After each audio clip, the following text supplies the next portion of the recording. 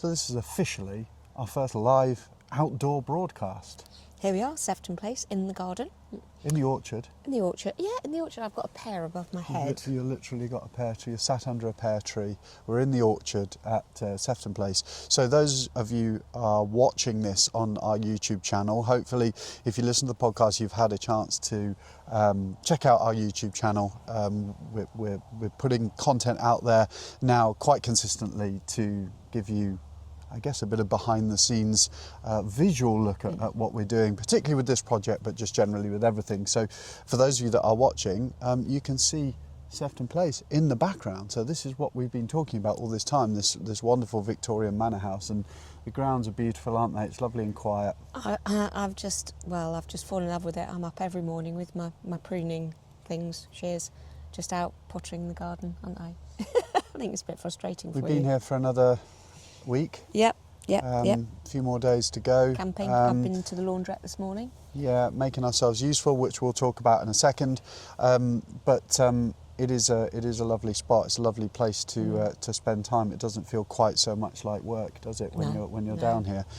Outside broadcast, bit of an experiment, but now we've got this mobile setup. We knew we'd need to take the podcast on the road a little bit with us being up and down and out and about working on this project over the next few months. So we've got a little bit more of an outdoor setup. So we thought, well, let's give it a go. Let's try it. So we do run the risk of the odd car driving past to our neighbours up the road, and the odd Spitfire going over. Spitfire train going past. I mean, don't get me wrong, it's a very quiet, peaceful spot. We've got a bit of breeze, but hopefully the audio is okay.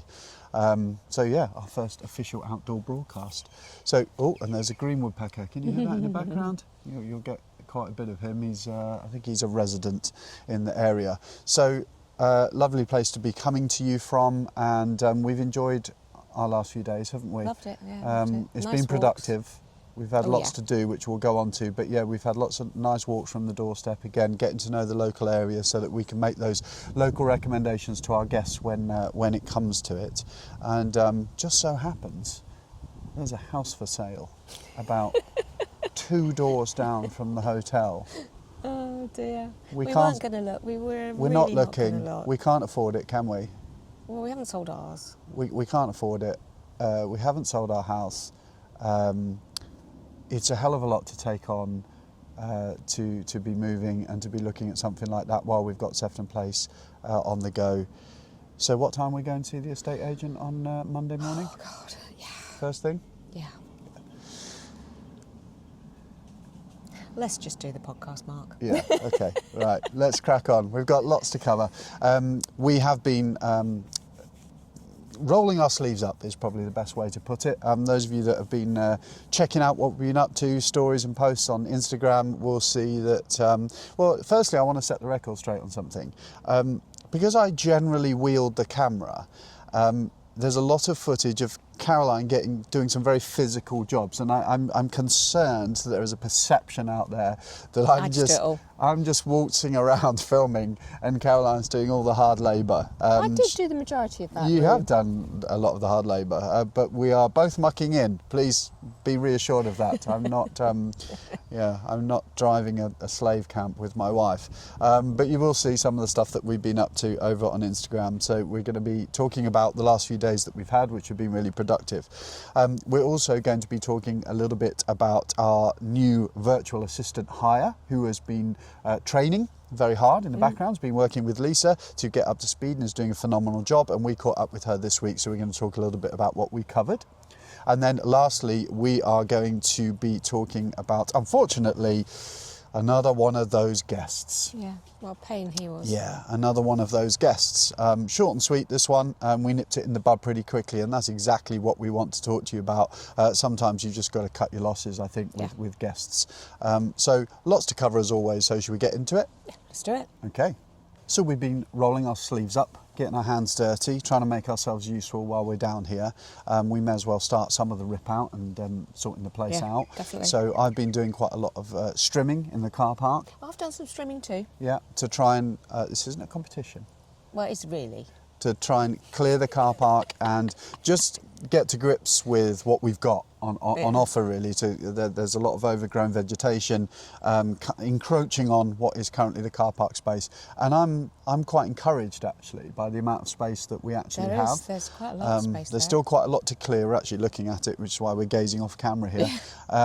There's comfortably space for 20 vehicles, and I'm sure if we're clever with the configuration and the flow that we might even be able to squeeze a few more in there potentially. We're not extending the car park at all. This is all existing sort of gravelled space that has been made allowance for cars, but a lot of it is covered by sort of overgrown weeds. So I've been hacking away at that with the strimmer over the last few days, and we're starting to get a bit more of a feel for how much space we've got. It will all need, I think, levelling and sorting out, won't it? Yeah. But if anybody out there listening, by the way, is an expert in car park design or knows anything about regulations in terms of bay spaces and how much room you need to manoeuvre, it'd be really useful to know that, because I find it really hard to visualise exactly how we would lay the car park cars out. are so much bigger now, aren't they? Because you go into older car parks. Sorry, I've gone off topic here.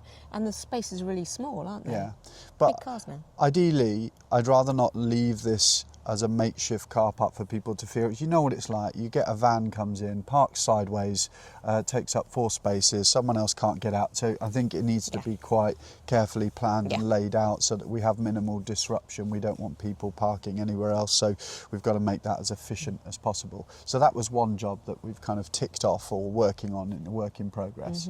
You've been clearing other parts of the garden, haven't you? Yeah, and just trying to again just get to grips with the spaces that we've got in the grounds. Yeah, just sort of levelling off, and because I think there's just piles of compost and garden debris everywhere, and I just kind of we just need to consolidate it all, really. It's probably going to be quite a big job to get it all moved out of the way.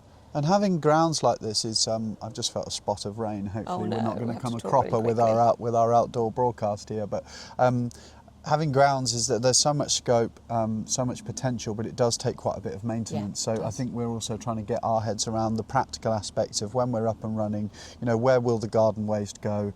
Where are things going to be composted? Because you don't want things just dumped in corners. It looks pretty unsightly. So we've been getting to grips with that. I have taken the sledgehammer. To the bar. The Thor's hammer has had its first outing. So there, in one of the drawing rooms where the grand piano is, there's a bar. Was a bar. And if you want to see me wielding a hammer, then head over to Instagram to watch the time-lapse video of last orders at the bar at Sefton Place. That's now been removed to make way for, I think, an ensuite bathroom. Yeah, we've kind of rejigged that one a little bit, haven't we? So it's going to be an ensuite bathroom. Yeah. And it's going to look good. But that's all been cleared away. That was a good physical workout. We've had plenty of excuse not to go to the gym over the last few days, haven't I've we? got Lots blisters. of calories expended. I've got blisters. Well, you've been hanging off of pear trees and stuff, trying to... I pulled down a whole tree. Yeah, trying to cut out dead wood. Carpets have gone in all of the ensuite bedrooms, all of the existing guest bedrooms, so been going around ripping up the carpets. You had probably the most or the bulk of the toughest job though, which was exposing that floor in the ground floor. Oh, that was such hard work. So but what a result! Really. Oh yeah, the end result was good, but it's just got staples all over it. Yeah. I can't believe it. For those that have not yet caught up with us on YouTube, do take a look, and on Instagram, because we have we have discovered another original hardwood parquet floor in one of the rooms, which was covered by cardboard underlay, just cardboard basically, not really underlay. Unfortunately, and I don't know what would drive someone to do this, but it was stapled to the original floor. Yeah. So we now have thousands of staples all over the floor that will need to be sanded back. I don't think we'll be able to pick them out. And this quite alarming purple carpet, which took a lot of work and effort and hauling over my shoulder to try and rip that out. But we have exposed a beautiful original wood floor, and I think that's one of the things we love about projects like this, isn't it? It's exposing the wonderful stuff that's underneath it. An opportunity to breathe life back into something and restore it. and there's plenty of scope with that in this beautiful building. So that was a tough job. That was my hamstrings are still. My shoulders are really. Yeah, feeling that one. All the other carpets came up really easily, so they've all been piled up, ready to be disposed of. We're hoping to use the underlay. We think we can reuse the underlay, so that will save some money. The underlay has stayed down and seems to be in reasonable nick in most cases. Yep. I have noticed that a few of the fire door, we're getting into some nerdy property stuff here, but a few of the fire doors on the bottom where I was pulling the carpet out have got quite a large gap, and I wouldn't be surprised if that is a bigger gap than regulations will allow. So we need to have all the fire doors inspected because you're only allowed a minimum amount of gap, because obviously otherwise the fire will just will get through underneath. So we do need to look at that. I noticed that as we were going round. What else have we done? I think that's pretty much all of it, isn't it? Trees, garden. Grounds clearance, car park clearance, carpets have been ripped out, wood floor exposed, bar removed. So that's not bad going, is it, in the last few days? So we've been trying to get stuck in. We also met a builder or a building firm who... Good feel? Yeah, really good feel actually, really good feel. Combination of professionalism and knowledge of what goes into... that they can provide what we need for a project of this scale, put it that way. It's not just a case of finding some trades and getting them cracking. You know, you need someone who's going to head up the CDM, the health and safety side of things. By law now you need to employ a principal designer, and so we need a sort of main contractor who can fulfil all of those roles. So I thought were a combination of that, but also practicality and common sense in terms of where we might be able to, I mean that is a hazard that we hadn't anticipated. A pear has just fallen off of the pear tree right next to Caroline there, so hopefully we don't get cracked on the head during this. It would be quite funny. Sun's coming out, which is nice. It is. So where was I? So yes, practicality, you know, they had a lot of ideas as to really how we could do things differently, a few things we hadn't thought about. I think it's a really good sign if you're speaking to a builder or a building firm and you already get the sense that they're getting enthusiastic about the project. It's not just about ticking a box and giving you a quote, but they were getting enthusiastic about the project, envisaging different ways we could do the front entrance, which we hadn't thought about. Whether we do it that way or not, I don't know. But that was encouraging, wasn't it? Yeah, it was really good actually, and yeah, it was just nice for them to be engaged with the project, really, not dismissive, you know, and actually think, well, yeah, actually we could add value to this project, which was really nice. It's got to be a collaboration at the end of the day. And the other thing is, and we've learnt this from experience, I'm not sure if we've discussed this on the podcast, but quite a lot of our projects, as you can tell if you've been following for a while, are quite some way away from where we live. Yeah. Now, there are a couple of options there. You can either use local building firms, local trades, build up new contacts, or you might be able to, like we have done in the past, use an existing building company. Now, we've always done that for trust reasons. We trust our build team, we trust our project manager. There's potentially cost savings there, or not always, but there's potentially cost savings in doing that, saving on labour costs, for example. But something not to be underestimated is if you bring in a remote team to swarm over the place and get it all done, that sounds great. But what happens when doors open to guests? They've gone, they're 3-4 hours away. You know, inevitably at some point a tap's going to break, something's going to go wrong with the electrics, particularly actually in that early period where there's a few teething issues. Isn't there? And you're left having to build up those links with contractors anyway. So that's the situation we found ourselves in a few times, is it was quite difficult to bring in a plumber from scratch or an electrician from scratch who were unfamiliar with the layout of the building, how things were put together. They've got to relearn it all.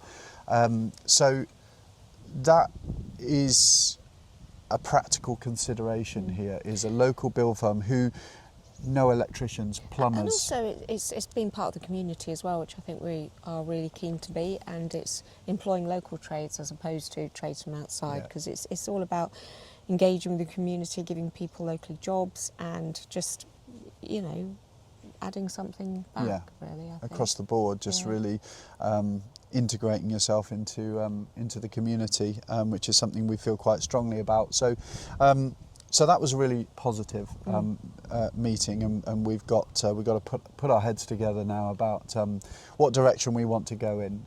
Architects are working hard in the background. We're hoping to have concept plans next This week. Yep. Which will final concept plans ready for the planning application for change of use. So we are hoping we'll get those while we're still here next week. It's always useful to walk around, isn't it, with the Definitely, plans yeah. in hand.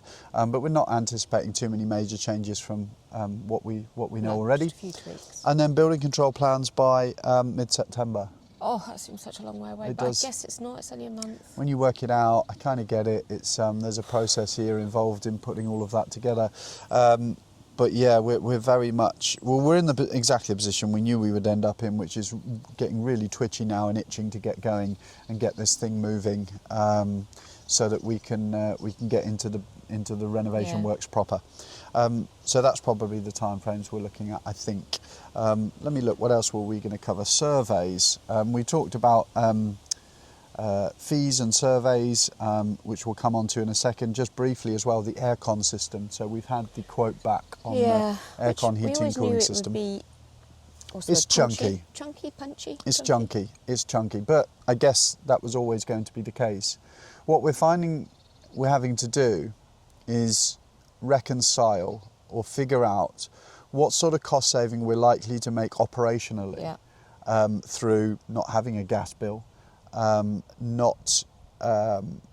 not too chunky an electricity bill, because you're repurposing the hot air. Yeah, we're really keen on the system that actually recirculates the energy created through the heating and cooling to be able to actually heat the water as well. Yeah. So how much will we save on bills? And we know what we pay at the Madison, we know what we pay at Eaton House. You know, it can easily be £1,000, £1,500 a month upwards for gas, more sometimes. That's a significant saving. That's 25 grand plus per year saved. So we have to factor that in, which is tricky, because that is a significant chunk of our overall budget to do the project. Yeah, it is. But we do think that is the right. I guess what makes this a difficult decision is that we already have I don't know whether we'd say perfectly functional, but we have a functional central heating system already in place. So this, in a sense, is a bonus. Yeah. But I'm not sure. It straddles that nice to have versus really we need to have it. And the thing that always gets me is that guest requirements are always so different. So, you know, a guest in room 1 wants it hot, guest in room 2 wants it cold. Yeah. They've got control of their own system, which I think when we're talking about an upmarket property that you're booking like this, you shouldn't just, you know, have that one system. Yeah, there's nothing high-end about a guest having to request a fan, you know, which is what we've got elsewhere. I mean, it's fine, but there's nothing high-end about that. So we are trying to go for that premium guest experience. So we're going to be reviewing that. We've got a meeting, Zoom meeting tomorrow, I think, where we'll go through the options in a little bit more detail and see if there's ways we can figure it to meet our budget. But I think we're still keen on exploring that, aren't we? Oh, definitely. And then I mentioned surveys. The thing about a project like this is that you can't lift a finger without needing another survey. It's crazy.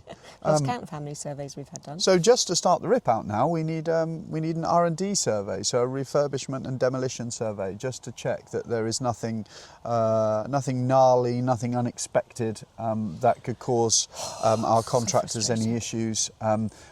A big part of that is asbestos, obviously, so an asbestos survey sort of forms part of the R&D survey. We have to have an asbestos survey done anyway.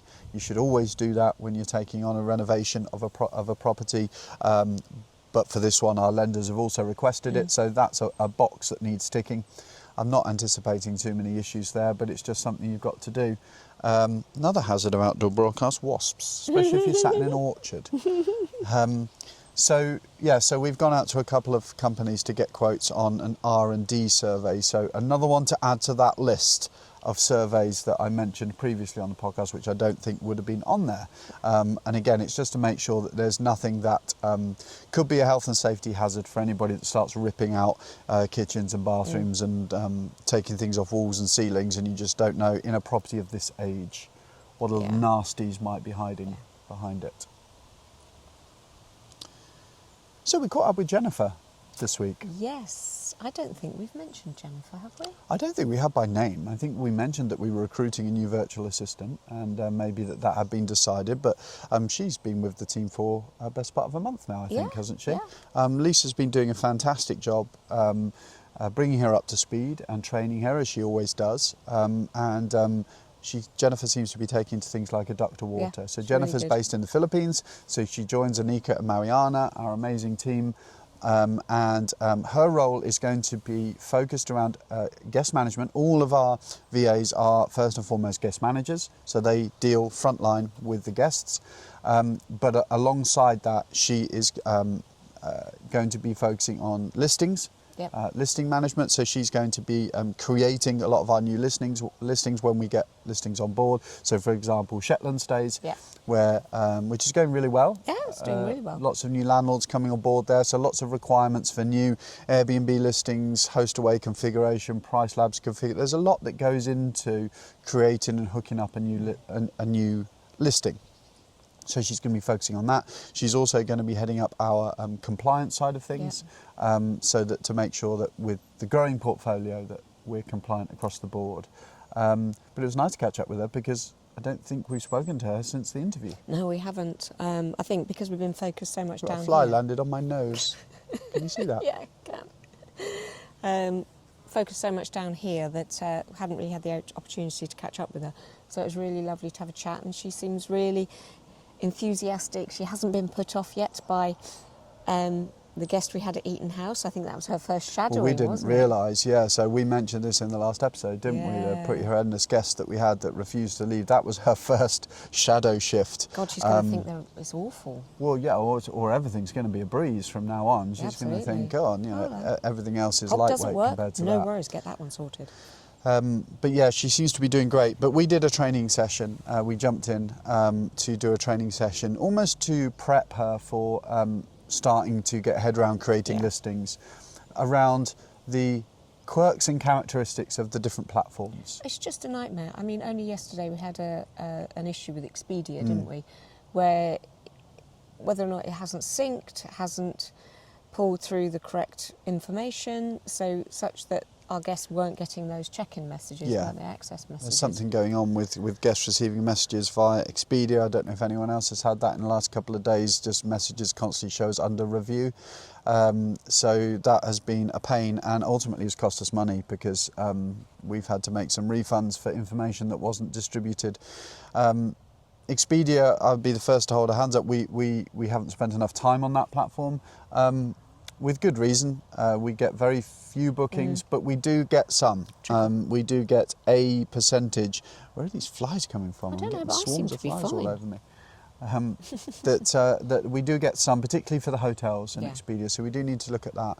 But we were particularly focusing on Airbnb and Booking.com and the differences between the two.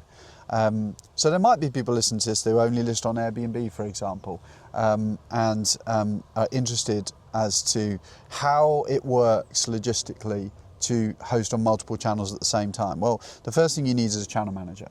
So a channel manager is a piece of software which acts as your central hub, your central calendar, and you essentially hook that up to all of the places where you advertise your properties, including your own website. So that might be Booking.com, Airbnb, Expedia, Verbo, whatever it is. All of the bookings come in and it will simultaneously block your calendar so you can't get double booked from other sites.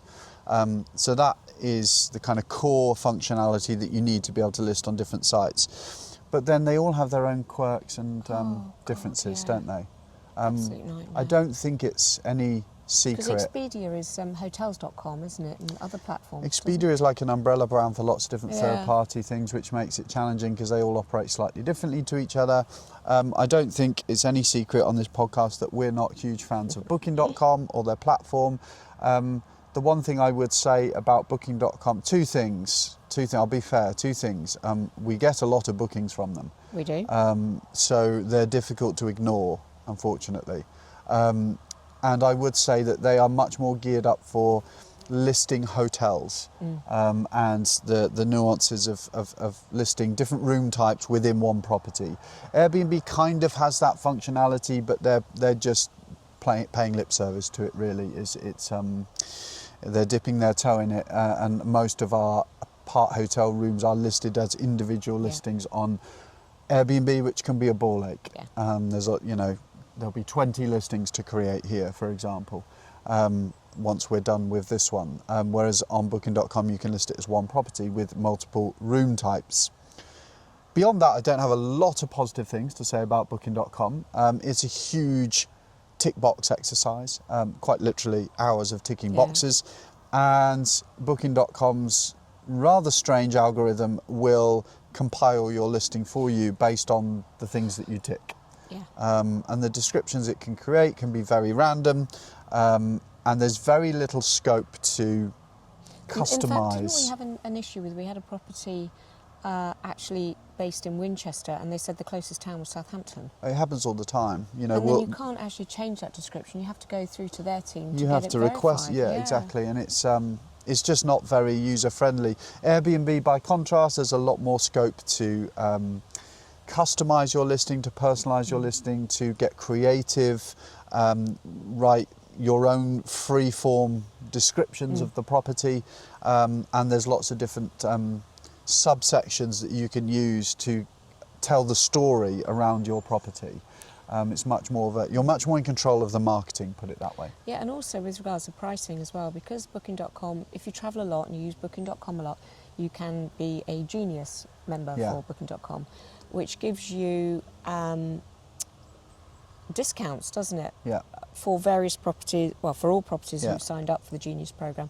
But unfortunately, you never know when those discounts can kick in. Yeah. Which means that sometimes we can get discounts stacked. Yeah. Which means that a Booking.com guest will come through to us on a very, very cheap rate, and we have no control over that whatsoever. Yeah, it's the stacking that causes the problem. It's quite difficult to plan what prices to send through to Booking.com because you never quite know what sort of discount they're going to apply, and we want to be able to mark up our prices to meet that, but it's very variable. With Airbnb, it's much easier to predict what prices are going to be coming through. So yes, that's a challenge. That is definitely a challenge. I mean, it swings and roundabouts. Booking.com would argue that the Genius program gives you more visibility, you get more bookings as a result. It would be interesting to test that, but I think they also rely on the fact that you wouldn't want to take the risk of coming off it to see that you have a lot less bookings. So yeah, all in all, I think Airbnb is a more host-friendly platform. Yeah. Anecdotally, the guests are much nicer on Airbnb. Generally, not always, but generally, I think 9 times out of 10, if we get a difficult guest, well, I think you get difficult guests across the board. If we get a rude or aggressive guest, 9 times out of 10 they'll be through Booking.com. Yeah, definitely. And I genuinely believe that's because the culture has been created there where hosts cannot review guests. There's no accountability for a guest to be a good guest, whereas in Airbnb it's a little bit more of a two-way relationship, a little bit. Yeah. Neither platform will be particularly supportive anymore. Airbnb used to be better at this, but neither platform will be particularly supportive of you as a host, so it's worth bearing that in mind. And I think that, as we know from targets we've set before around direct bookings, the goal is to become increasingly independent of any of the booking platforms. But ultimately, they have multi-million-pound marketing budgets, and it makes sense to leverage off of the back of that. Shop window. But we've given Jennifer all of that context. She's got a bit of background. She's been sent away to go through the rest of our classroom material, training material on how to list properties on the various platforms, and I'm very confident she'll get up to speed with that really quickly. Yeah, be good. We talk about the summer crazies a lot. Unfortunately, we have had an absolute belter in the last few days. I don't think you knew much about this, did you? It kind of was over before it started. What, the little apartment one? Over before it started, is that a phrase? Yeah, so... I know. When it's something close to home and when they know they're being really, really, really... I can't get my words out today.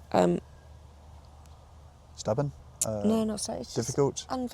Unjustified. Unjustified. Well, this is the thing. So the team were very clear to stress that this guest was on one before they even arrived at the property for inexplicable reasons, and they just seemed to lose it when they arrived. They clearly weren't, despite the name. It's called Little Apartment. Okay, the clue's in the name. And it's one of our most popular apartments. It's a great value for money. We don't take the piss with the pricing because it is small, but it's a lovely little good-sized double room. Has it got a king? No, double. No, it's got a nice double bed. It's got a decent-sized shower. Separate kitchen. Separate kitchen. Yes, decent little apartment for, we're talking probably... And a big desk to work out. What's typical? 55, 65 quid a night. Yeah. Really not a lot of money. Anyway, this guest was just going sending video. I mean, so foreign guest, not entirely sure where from. Foreign guests never seem to be able to grasp the lift the handle doors to be able to lock it. And was really losing his temper on a video over that, and was getting pretty close to some rough treatment of that door that could have damaged it. So that got my blood boiling a little bit. And just generally just kicking off. And I think quite unnerved some of our team with rudeness and foul language, and ultimately, sorry, I'm just getting distracted. I spotted a red kite just soaring over. I know, I just spotted that earlier, but I didn't want to distract you, clearly. It's a bit distracting filming a just over podcast there, outside. Yeah. Sorry about that. So, yes, we don't tolerate rudeness. We don't tolerate, and some.